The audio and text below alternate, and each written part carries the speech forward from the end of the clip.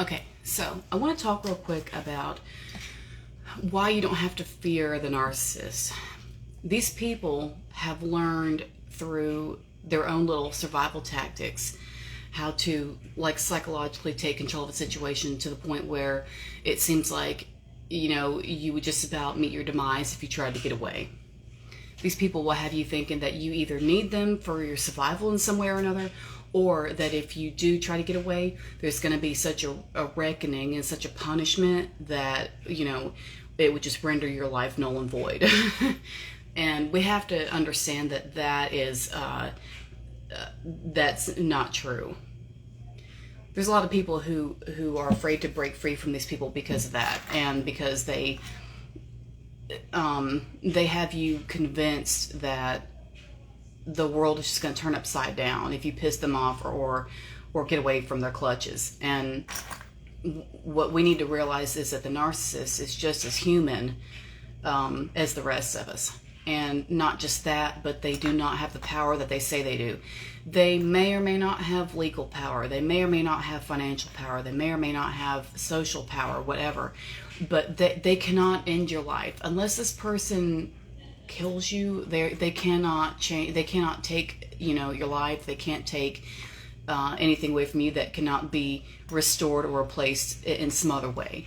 So, I don't want you to sit there and think to yourself, what am I going to do without this person, or how am I going to get by once they retract everything, the money, the house, the insurance, or whatever else it is that you need from this person, the love, the attention, the affection, the whatever.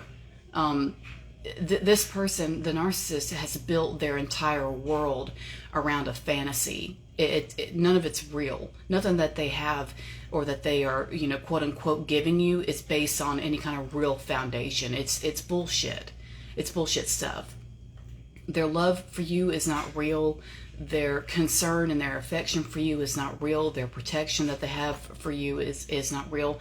What you have to remind yourself is that when you are getting away from this person, when you're cutting ties, when you're going to court to fight over children, when you're whatever, when you're packing your shit and moving out in the middle of the night when they don't know about it, or whatever it is, or during the day while they're at work, as you do these things, you have to remind yourself that this person is as human as you are, and they cannot. They want you to think they can turn your life upside down. They want you to think they can take everything from you. They want you to think this and think that, and they want you to think you'll never have love again, and you'll never whatever again. None of that shit's true.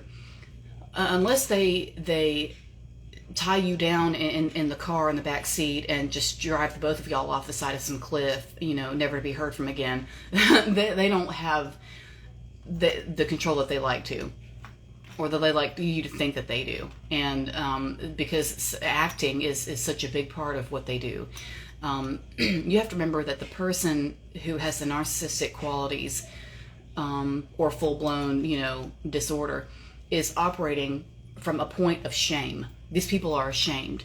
They were ashamed earlier in their life because they didn't get attention, and that's usually how it starts. They don't get enough attention, or the parent, especially the mother, if she doesn't bond with the narcissist as a child and as an infant, the infant will learn how to disconnect, you know what I mean, and not tune in. But at the same time, that instills a lot of shame, because that person is thinking to themselves, oh wow, my own mother doesn't even want to fool with me. I wonder what's wrong with me. And they carry that, I wonder what's wrong with me, they carry that with them forever. Unless they go to therapy and have it sorted out, which is highly unlikely, because they don't think there's anything wrong with them, or at least they're in denial of it. Deep down, they know there's something wrong with them, but they won't dare admit to it, because that would mean that they're wrong, and they don't ever want to be fucking wrong. That's why when they discard you, they get with you, and then they raise you up and do all the what do you call it, the love bombing shit, and the false like the idol worship, where they make you into some, not that I don't already think you're great, I think you probably are great, but I mean, because otherwise they wouldn't be attracted to you to start with. But once they get you and they put you on this pedestal that you may not be used to being on, and they turn you into this deity, and they worship you, and they talk about how great you are, and they turn you into this big thing, and from their point of view, and they try to get you to see yourself from their point of view, and they build everything up real big and grand, and they make it grand so that the fear of losing it all is that much greater for you, and that way you won't fuck anything up. And that's one of their ways of keeping control, is to make you see what all you have, and it'd be a shame if you fucked it up, and that kind of thing. And that's bullshit, but that's a bullshit way to be, but that's how they do. So once they build you up, and then when it turns out that you're not, like, let's say you make a mistake, or not even that, you might have an opinion that's different from theirs, or you might disagree with the narcissist or whatever. They're not gonna say to themselves, oh, I was wrong about this person. I thought they were such and such. I guess not. Maybe they're just this, and they're like, have a more clear view of who you are or whatever. They won't do that, because that means that they were wrong, and God forbid. So instead what they're going to do is say, oh, you changed. You're not who you're supposed to be. You shouldn't be this way. You're wrong. You're bad, blah, blah. And they're going to put it all on you, and they're going to have you thinking you're some worthless son of a bitch when actually you're not. So you have to remember that when they run into your life and start worshiping you right away, and start the I love you shit after a week and things like that, the I love you stuff after just a few days or a couple weeks, that is a huge sign of very poor boundaries. I have made that mistake myself a few times, so I am familiar with that. Very familiar with the poor boundaries, and so I know when I see it. And I've really made a fool of myself in the past over shit like that. But when they do the worshiping thing, and then they see that you're not really that way, they're just gonna turn on you and say, oh, well, something's wrong with you, because you should be like this and you're not, and what the fuck's your problem? And then make you feel bad. So they're gonna crush your confidence to start with, and then at the same time have you convinced that y'all have this fantasy world together that you're going to build, and everything's going to be so great if you just go along with it. But if you don't, phooey on you. It's like, so they have you terrified of missing out, or if you leave, you're never going to have that. And women especially are taught that a woman's love is supposed to be natural and what do you call it, without not without compromise, but what's the word, like when there's nothing stopping it. It should be automatic, right? But that a man's love is validating, and gives you your value, and gives meaning to everything. And that's awfully ironic. But I can't get into that because we'll be here all night. But what I want you to understand is that because you've been taught that when a man loves you, that means you'll survive better, that's horse shit. And the narcissist, especially narcissistic men, which is like 75% of narcissists is men, they're going to use that. They're going to use that because they can smell it, because they know that you being taught to live on love instead of food and water, they're all aware of that. All of them are aware of that. That's why they do the shit they do to us. They know that that's what we've been taught, and that's how we think, and that our self-esteem is absolutely, fucking bottom level. So when they do shit to us, just like regular abuse stuff, not even narcissistic stuff, just like the regular man stuff, they know what they're doing. And so you have to really look out for that. But especially with the narcissist, it's going to be the same kind of stuff, but even more so. And that especially includes having you think that when they go, or when they leave you, and when they get tired of you and desert you, that damn it, that's it, and to hell with you, and good luck to you, and that's bullshit. So you have to understand that in the end, no matter what they say, no matter what the narcissist says, no matter what they do, they only have so much power, but they can't take your life away. They can't destroy you. It'll seem that way, and they'll have you thinking that, but that's really not it. both of y'all are humans. Both of y'all are at the same level, human wise. You got the same capacity. You know, both of you have souls, and both of you are in a learning process. The only difference is you're learning. The narcissist isn't. They're pretty stagnant, but both of you are here to learn. You're just getting ahead because you're growing from the situation and they're not. So you're going to be a step ahead when it's all over with anyway. But these are going to be life lessons for you that the narcissist will never take. There's no takeaway for them. You know, they just say, oh, well, you know, I couldn't control that one. Oh, well, whatever, next. You know, and they stay that way. So their existence, if you think about it, must be utter shite, because they're just here to control, all because they operate from a core of absolute shame. And this is going to trace back to their mother. It really does. His mother ruined him, period. She ruined him. One way or another. We may never know, and she's sure not going to admit to it. Oh, I'm goddamn perfect. She probably thinks she's perfect too, so it's like, you'll never really get to the bottom of it, for real. But I'm going to tell you right now, his mom ruined him. Narcissist or not, but especially if he's that, you know, and she may be too, who knows. But like I say, you'll never really find out, but it's safe to assume. It's safe to assume. But these people, they play mind games, and they can sniff out your needs and your desires, and they find out all the information from you that they want to find out, and they just like log it away, you know, and like save it for hard times and safekeeping.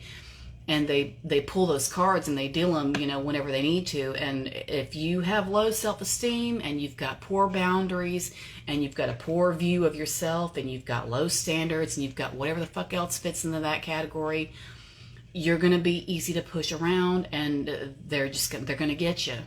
It's just how it happens. They're good at it. They're good at what they do. They have bamboozled me. You know, they've made me look stupid. It's just, shit happens. That's why I did that other video talking about, you know, you have to, one of the first biggest steps with my clients is that you have to accept that you have been hoodwinked. You have been made to look stupid. Because that's exactly what they do. They make you look dumb as hell with the shit they do. They swindled you. They had you thinking it was going to be a certain way, and you're finding out that it's not going to be that way. It's just not going to, and it never will, because their shit is fake. Their shit's fake. That's it, period. So once you make your peace with that and just accept that you were just blindsided, and that's it, you know, that is actually, it's humbling, but I don't want you to be like, you know, I'm not necessarily going for you to be humbled or whatever, because it's not so much that, but it's that you just have to accept that you fell for something that just wasn't what it was supposed to be. And, you know, it just, that person just played mind games. And there are people that are fairly confident in themselves, that fall for it too. So it's not just, you know, low confidence people. Not always. Probably most of the time, you know, but not every single time, I would say. But these people, they eat and shit and sleep and bathe and have to get dressed every day, and they have to go somewhere and make money, you know, and drive and everything else. They have to do all the things that you have to do in a day, all the basic shit to stay alive and function and operate, you know. They have to do that stuff. So when it comes down to it, they make themselves, they carry themselves, you know, like gods. But especially the overt narcissists, because there's like two main branches. There's the covert ones that are sneaky about it and try to use being humble and shit to really reel you in. But then they'll do other real twisted shit that like really turns around, and then you're like, well, what the fuck happened?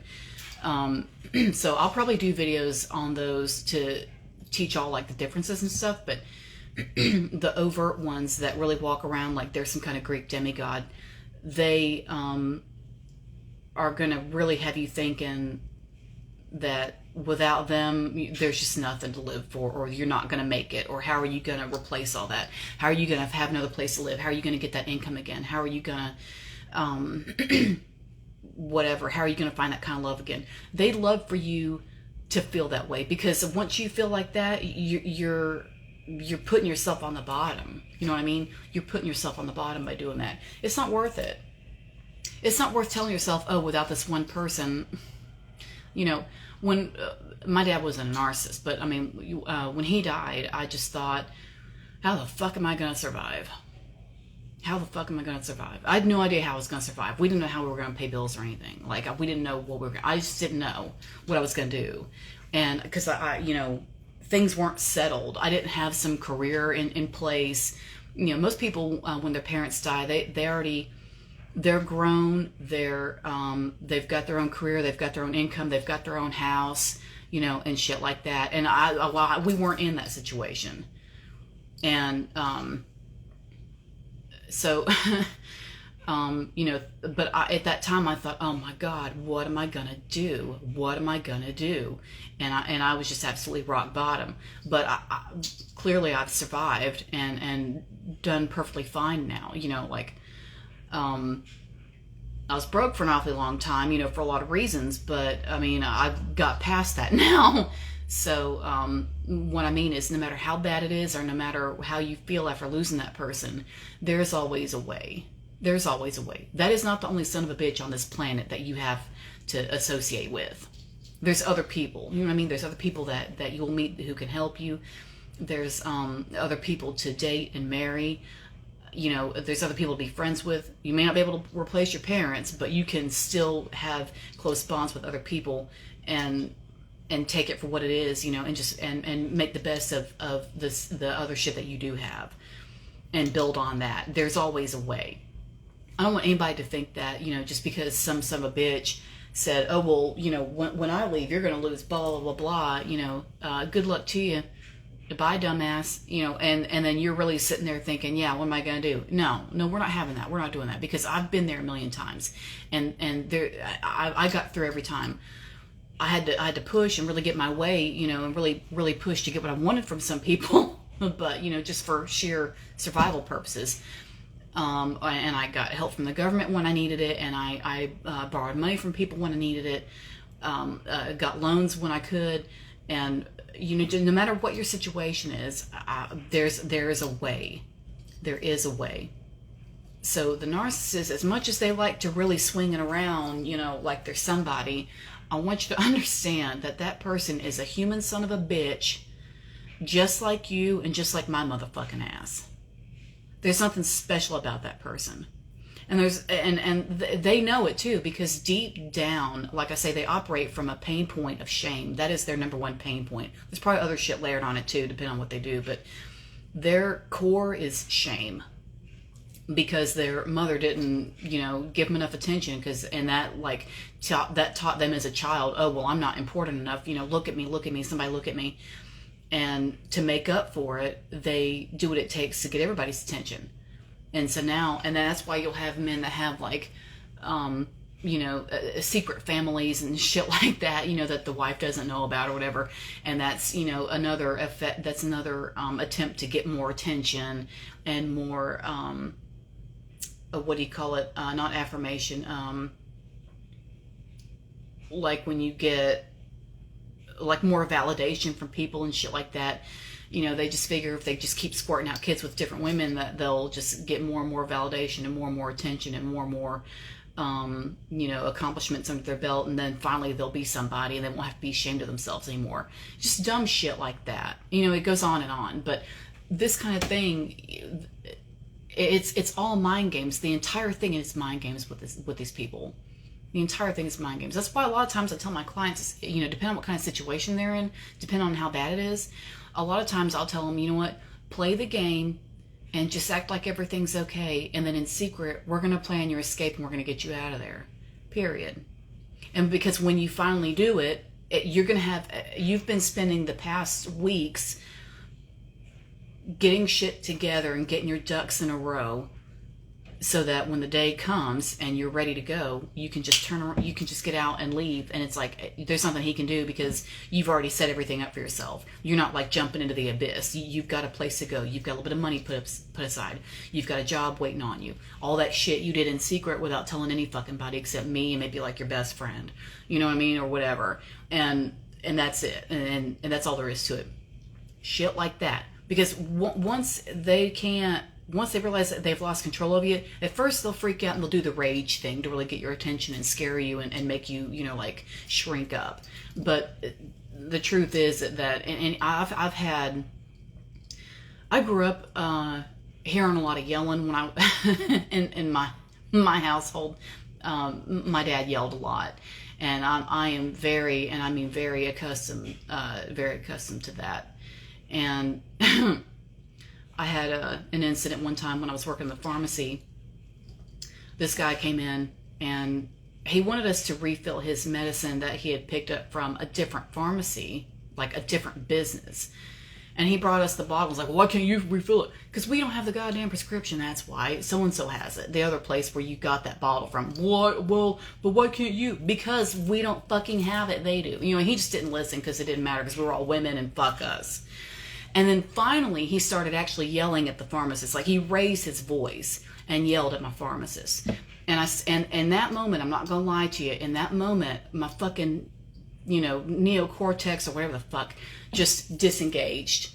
And my thought processes, my logic, or whatever's in there just shut down completely. Everything just shut down. And the only thing operating me in that moment after I heard him yelling was my fucking reptilian cortex. But I didn't run. I heard the yelling, and I forgot about everything else that was going on in there, and I didn't hear or see anything else besides that son of a bitch. And I ran right up to him, and my chest was about a foot from his, so meaning my face was about a foot from his. And I got right up to him and I said, you can't come in here and yell and just have everybody cry and put their heads down and break the rules and do shit for you. You think just because you're a man you can come in here and get loud enough that all the women are just going to hang their heads and do as you say. That's not how it works. We have rules here and we have laws here, and everybody has to fucking follow them. You should have seen his fucking face, I swear to God. I can remember his face, I just can't remember his name, but those glass blue eyes were just like that big. This man was in shock because I had told him basically to stop fucking yelling. But he just thought, well, goddamn it, I'm a man, I'm gonna fucking get what I goddamn want, goddamn it. All it was fucking atorvastatin. It's just a fucking, but or carvedilol or something like that. But he thought if he just got loud enough that the women would just kind of cry and stop what they were doing and just start doing what he wanted. And that's not how it works. Medical places have to follow rules, and you can't just go in there and get loud and get what you want. It doesn't work that way. Men don't seem to know that, but it just doesn't work. And when you go in there, you are dealing with mostly women, period. Like, we are running this shit. I don't know what's like in other countries, but all these like women of childbearing age, we're running this. I'm sorry, but I'm not.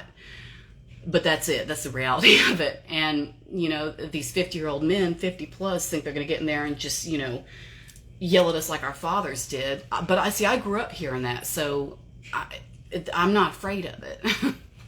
I had two options growing up. I had two fucking options.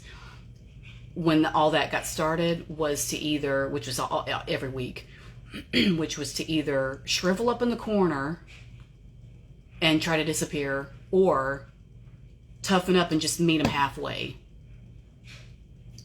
That was it. That's all you can do. That's all, or at least when I was 5, that was all I could do.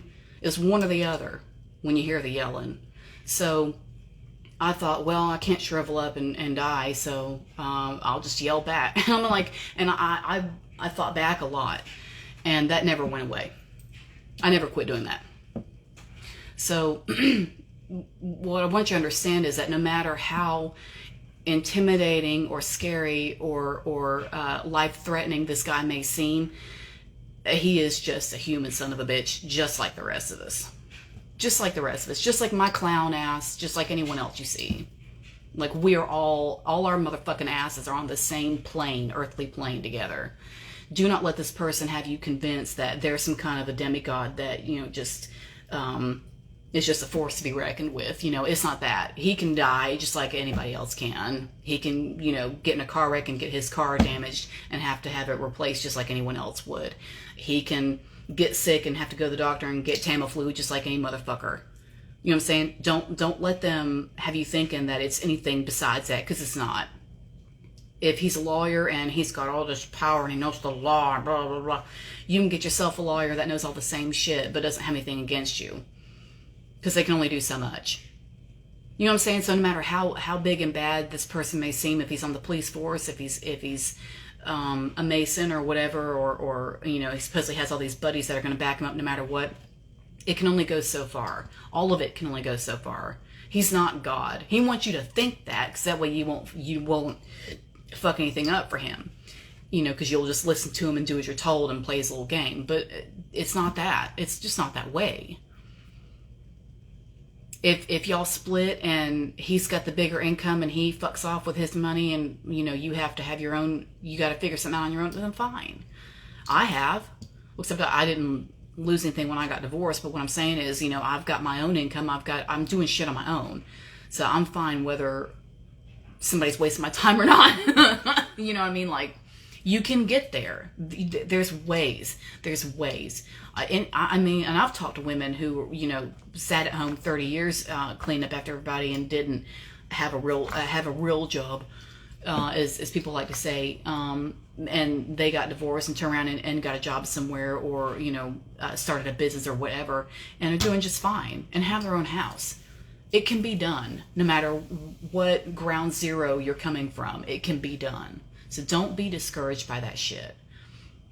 I have to say this a lot because, like I say, women are taught, that if the man quits loving you, you're just gonna shrivel up and die, and that's not it. The reason they make sure that we're taught that is because it benefits them. It benefits them, and it's just simply not true. It's just not true. So that's all I'm gonna leave it at that for today. I don't want to go on for an hour and a half or whatever, but that I've been thinking about that, so I want to get everything else out of the way for today and just do that video, that information, because it's important, and y'all deserve to hear the truth, and you deserve to have the right outlook and to be taught, the right way to look at it. In my humble opinion, that's the right way to look at it, because looking at it from his point of view, where he's trying to make you think that there's no escape, or that if you get away, your life's just gonna go, you're in control more than you think, because you're not operating from a pain point of shame. Your whole life is not built, if you were left to your own devices, your life wouldn't be built on this whole fantasy thing. You're realistic, you're normal, you're not lying to yourself all day, every day, and lying to everyone else. You're not going to have a bunch of stuff built on bullshit. Your life is going to have normal foundation. You're going to have normal things going on, and that's not something that somebody can take from you, because it's not a fucking lie. His life is a lie. The narcissist that's it. It's just because they're hiding from their bad feelings, and they're hiding so hard from it because they don't want to deal with it, because they're too afraid to face it, that they build this facade about themselves and wear this mask that's just unbelievable. And once you see how weak they really are, and once you accept the situation for what it really is, you'll see how weak they really are, because you'll let yourself see and realize and notice all the things, all the little maneuvers they've had to make and shit like that to maintain their fake shit, to keep you reeled in. They've had to do so much work to maintain bullshit stuff to keep you there, because none of it's real. So just consider that, because there's just nothing there. Anything could go wrong for them, and all their shit could be, knocked out from under them at any time, because their whole life is fake. They have no love in their life. They have no genuine friendships. They probably don't have anybody that would come to their rescue if they were in an emergency, because, You can't get close to somebody like that and trust them and be their friend or be their lover or whatever, because of the shit they do. So they really don't have anybody in their life, and that's why they have to make up for it with all the grandiosity shit. You know, look at me, god damn it, I'm the fucking best. Just look at me. You know, all that's fake. They don't really feel that way. They don't really feel that way. Not deep down. Not deep down. Because the wounded child on the inside is like, son of a fucking bitch, fuck me, mate. You know, what's wrong with me? And that's who's running that. If you were like crack open their skull and like look inside, it'd be the baby version of themselves sitting there talking about, I don't know what the fuck is wrong with me. My mom wouldn't even look at me. I don't know. I don't fucking know what happened. I don't know. I'm so fucking ashamed of myself. I don't even know why. That's who's operating in there. That's it. We're all operating from a wounded child some way, somehow. In a little bit. At least a little bit. But the narcissist, you know, is doing it on a different level that most of us haven't reached. So they are extremely fragile, as is the rest of their fake life and their fake identity. Half of them don't even have a fucking identity. That's why they have to mold and mesh so much with you. Like they'll do things you do, or they'll repeat things you say back to you, or they'll strangely have all the same similar interests as you. You know, like, but you won't know that until after you've talked about yourself. And then they'll talk about themselves. They're going to let you talk first. You see what I mean? So, you know, it's a lot to unpack. I know it's a lot. I know it's shitty. I know it's difficult. I know it's damaging. And I know it hurts. One of the biggest thing that hurts is the bamboozled feeling, is the feeling of being made to look stupid and being made a fool of and being lied to all that time. Because some of these guys go, you know, 20, 30 years with this shit. And they have you, and they might have, you know, 2 or 3 other families you don't know about. You don't know. You don't know. All that overtime. Doing what? Call his workplace and ask about that goddamn overtime. See what they say. Just call. They can't lie. They're not going to lie to you. You know? If you have to, just have them forward you straight to HR. Human Resources isn't going to lie to you because they can't. So, in case he's got buddies at work that would cover for him, you call somebody at a desk that doesn't know who he is, and you get the real story. There's always a way to figure shit out. If you need help figuring shit out or getting to the bottom of something, you just let me know. I swear to God, we'll do it. Like, we'll do it. Because I will fucking find out. I will fucking find out. But anyway, you know, there's always a way to rebuild yourself, and there's always a way to get out and start over and have your life for yourself and live for yourself, to the point where people don't even come into your life unless they're vibing either with you or even higher than you, because that's what you're going to be attracting. And you can rebuild yourself to that point. I don't attract assholes anymore. I just don't. I haven't for a while. And I mean, because I won't stand for it. I just won't stand for it. When they see me in public, a lot of those motherfuckers won't even look at. They do that thing they used to do to me a long time ago, where they'd look at me, but when I look at them, they do this. Okay, so you can't look me in the eye now. So if any of you are familiar with that, I feel that, because I've been there. But anyway, I just wanted to say that because that's been on my mind today, and I keep hearing stories about, I'm too afraid to leave. You know, he's gonna whatever. You know what? You just do your best. You do your best, and so that no matter what happens, the people who witness you doing your best are going to know that you're doing your best. It's going to be known that you're putting your life back together. It's going to be fucking known, because everybody's going to watch you get away from that son of a bitch and rebuild your life and live for you, and you're just going to fucking flourish like a garden.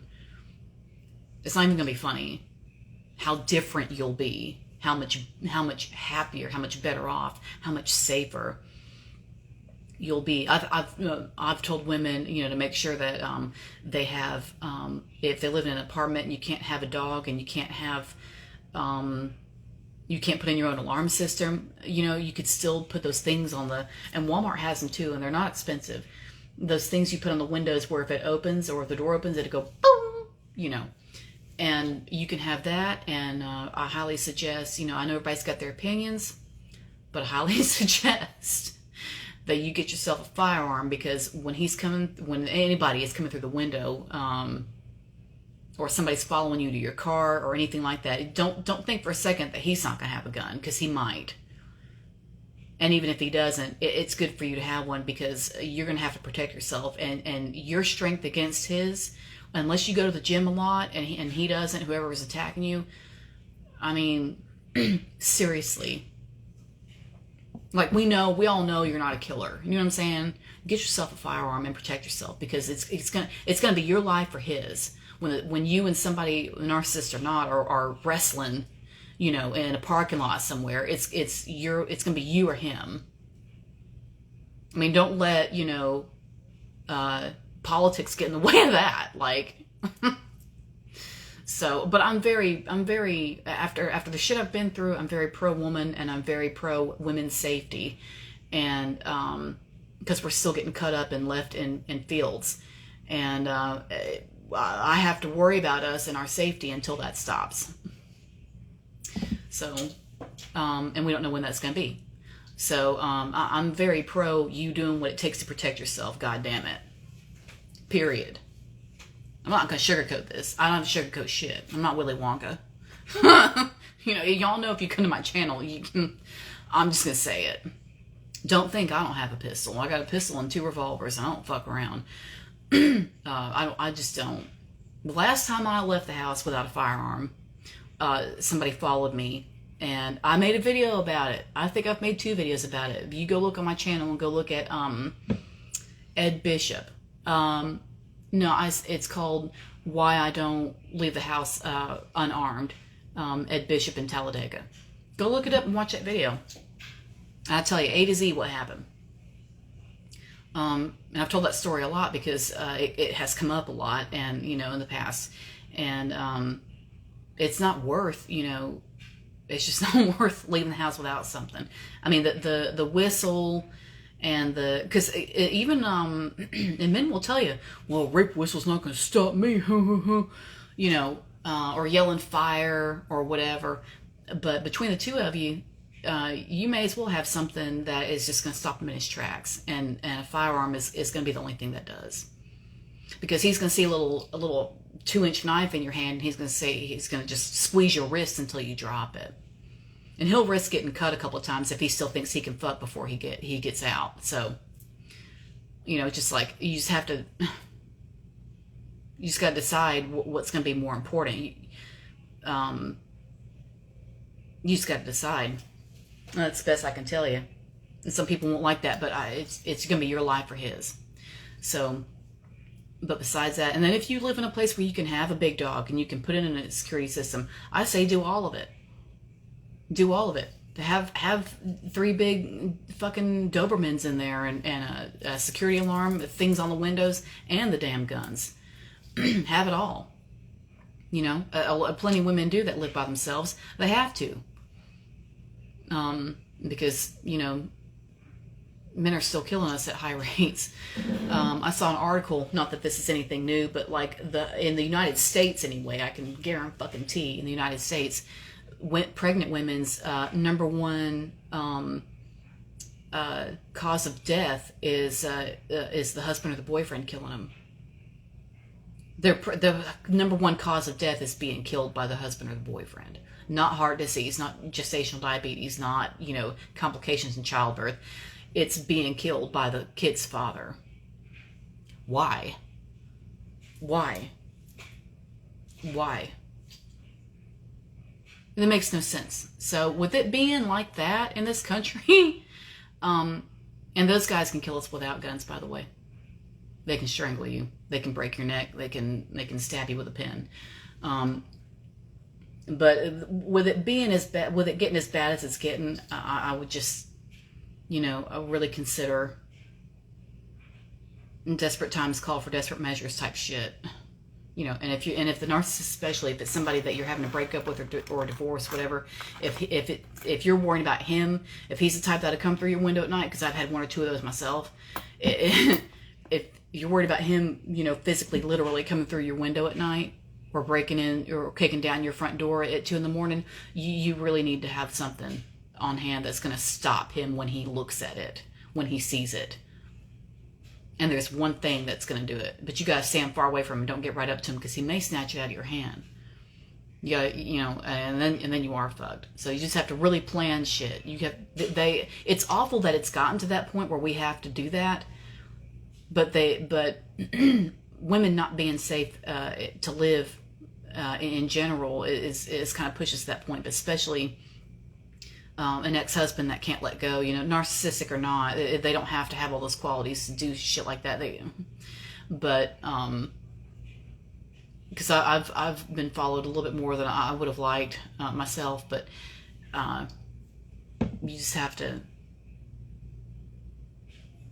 They make it to where you have to do so much more thinking and planning, and they brag about being stronger than us and shit like that. Well, the physical strength goes away eventually. That's eventually going to fade. So they won't have that forever. They have it while they're young, and then they won't eat their vegetables and they won't exercise. So it goes away. But women having to outsmart them, unless you get dementia, but as long as you take care of yourself, you know, your ability of outsmarting them is going to stay forever. Because that's your brain power. And it's your intellect, and that's not going to go away. Pretty much. So, you know, you have to be, they make it to where we have to be tougher, you know, in a lot of ways. And being mentally tougher is an awful lot more important than being physically tough, because that's going to go away. So, you can't let these guys scare you, period. Narcissists or not, you can't let them scare you, because they are not what they'd have you believe. Not at all. I'm going to leave it at that. I don't want to drag this out all night long, but I want you to understand that even though you have to take desperate measures to protect yourself, they are still just human. I don't want to contradict myself with this. I feel bad, but that's the reality. That's just the reality of it. When women get in their car, especially at night, it's 10 times worse at night, but when they get in their car, the first thing they have to do is hurry up and lock it. And matter of fact, before that, you've got to check the back seat to make sure nobody's in there waiting on you. And that's just, you know, we could do this all night, but I'm going to try not to. But I mean, it's just, I hate to say it, you know, because I don't like this phrase, but it's part of life. Until, you know, we have some kind of, until an asteroid hits us and we start all over again and we just have this utopia or whatever.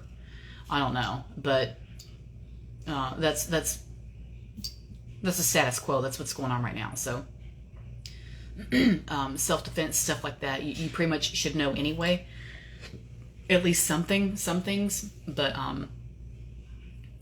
when you're escaping the narcissist, if it's somebody that you really have to worry about like that, you have to do so much more, but you'll get used to it. But the thing is, they don't hang on to that forever. They're not going to hang on to you forever, because once he realizes that he really can't control you and he really can't win, especially once y'all split and you move out and you've got your own place and he may or may not know where you live. If he doesn't, obviously that's better, but you know, as you separate more and more, you know, and you, or as more and more time goes by and he realizes that he can't have you under his thumb anymore, eventually he'll have to give up because he's not getting anything out of you. He may come back and like harass you a little bit, you know, here and there, just because it makes him feel good, or he's like trying to see like what he can still do. But really the real truth is he'll eventually have to give up, because you're no longer going to be his supply, because you're no longer in his clutches. So as soon as I'll wager that as soon as you start to get used to your self-defense routine with, you know, setting the alarm at night, you know, whatever, once you really get into your routine and get used to living that way, where you're always, you know, having to be a little bit on edge with the safety, he's gonna quit, because he can only waste so much of his time. on you. So nothing with this person, as they would have you think, nothing with this person is the end all be all, or it's going to be how you end up, and shit like that. And that was the thing that I used to really tell myself too, is that I had like no hope in my younger years. I was real hopeless. I had a real hopeless feeling, just in general, like not for anything in particular, but just in general, totally hopeless feeling. And I would always tell myself, and this is why I did that video about how to changing your story, changing your self story, as I like to call it, what you tell yourself about yourself. And I used to always tell myself, and I'd say it out loud too when I was talking to people, especially mom or anybody, I'm just really disappointed about how I've ended up. And I'd be like 25 years old and be saying that. Because to me, especially after Dad died, like the world, would just come to an end. And I thought, this is how I've ended up, sitting here on food stamps and Medicaid, working my ass off, or working my ass off at 2 jobs or whatever the situation was. It was always different, I was getting screwed over at jobs. Managers would flirt with me and I didn't flirt back and I got fired, and it's like, it just always some shit. There's always some shit. I never had any fucking money. I didn't have friends to call on for anything. My boyfriends were shite and treated me as such. And, there was just always things going wrong all the time. Wrong. I didn't sleep.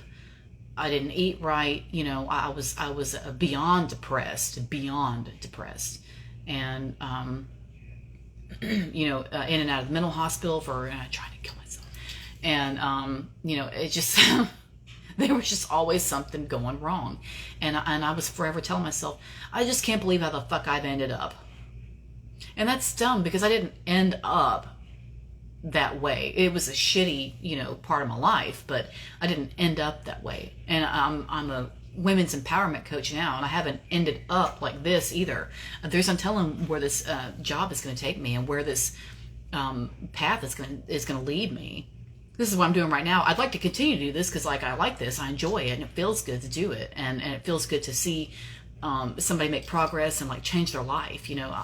So I'm feeling this. This is what I want. But in 10 years, 20 years, I could be doing anything else. I don't know, running more businesses or something, or a landowner or whatever the fuck.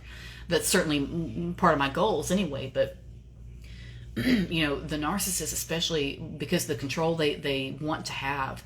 They want you to think that you're going to end up, just on the streets, or for them, what's just as bad is to have no one to love you. And this is one of my favorites, and then I'll end it after this. I'll end the video. But have you noticed how men, especially lately with the internet, I think that because with the internet, there's a lot more anonymity, and when people are anonymous, they can kind of say whatever they want, or they think they can anyway. And except they don't realize they say it to witches. But anyway, so they say shit, and they think there's not going to be a consequence or whatever. And one of my favorite things, which is also one of their favorite things to say, and one of my favorite things to hear, is, well, you're fat anyway, and you're gonna die alone with cats. You're fat anyway, no one wants you anyway because you're fat, and you're gonna die alone with cats. So, what I want you to understand is that it looks like the male population in general, not narcissists, but just across the board, to them, the worst thing that can happen to you, and the worst way that you can end up in your life, is to not have a man loving you / for you to take care of, and for you to die, quote unquote, alone, surrounded by the animals that love you. And that's the worst thing for you. And that's the worst way you could end up. I just want you to think about that, because that's what they say. Well, goddamn it, darling with cats, and fuck you. Well, I can't wait. It's going to be great to be old and just be surrounded by my animals, because my animals love me and are actually grateful for me. So I'm fine with that. I'm also going to have my son and his children too, so I'm good. That sounds great. I don't care. And I wouldn't say I'm fat. I'm I'm curvy, but I'm not necessarily fat. But and I'm fine with that too.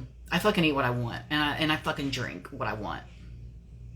So I don't really give a goddamn. But I'm telling you, because for them the worst thing is to not have a partner at the end of their life. They're projecting that onto you, and they're wanting you to feel that way, but you don't. Most women don't have that problem. And look at all the old women who've had to bury their husbands. How many times have you heard, well, he was sure good to me, and I loved him, but I sure don't want another one, at 60 whatever. And men don't say that. They're always like sniffing out the next one. Okay, who's the next? Who's next? And women aren't doing that. They don't want to be goddamn bothered when they're 50 plus.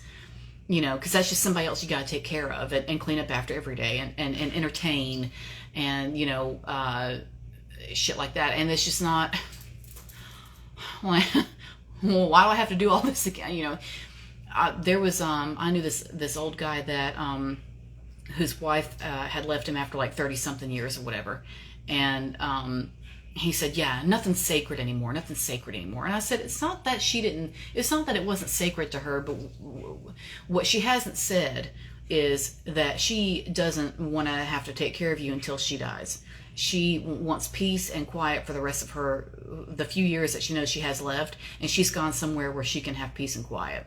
It's just in the look on his face.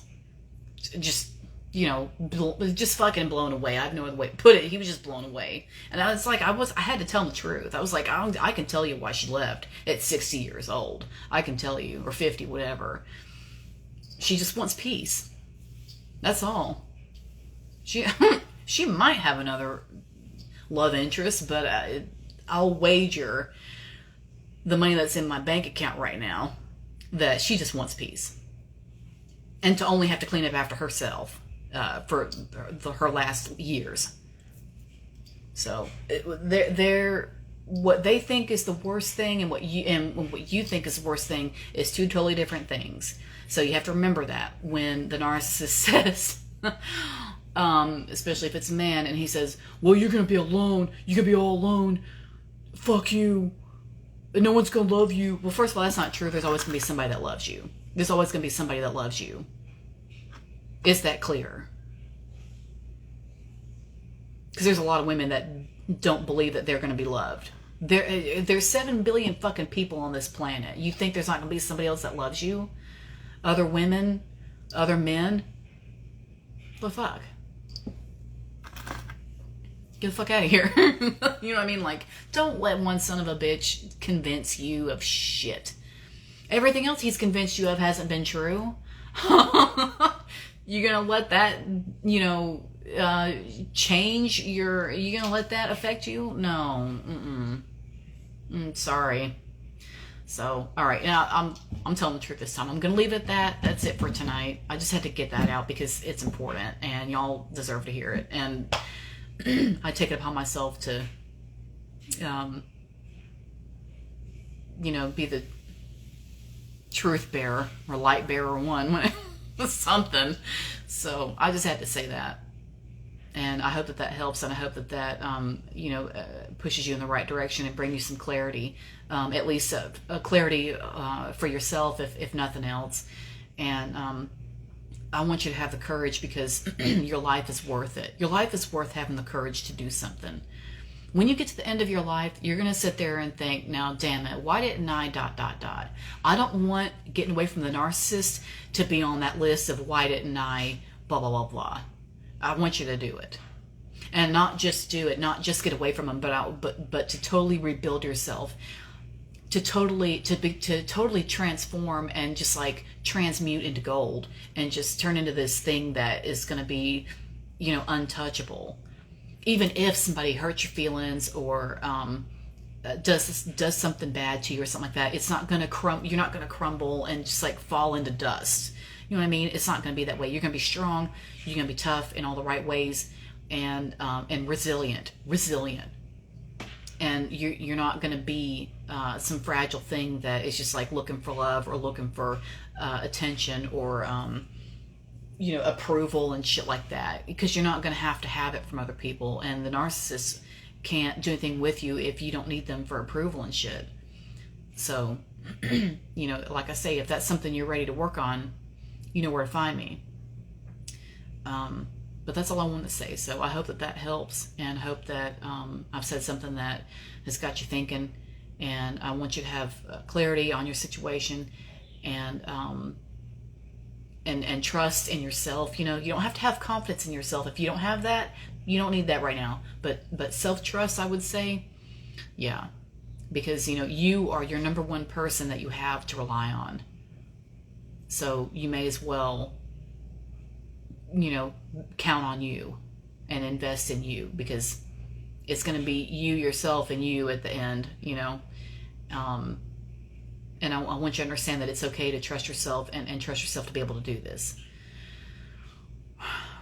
And that's it. So thanks for listening.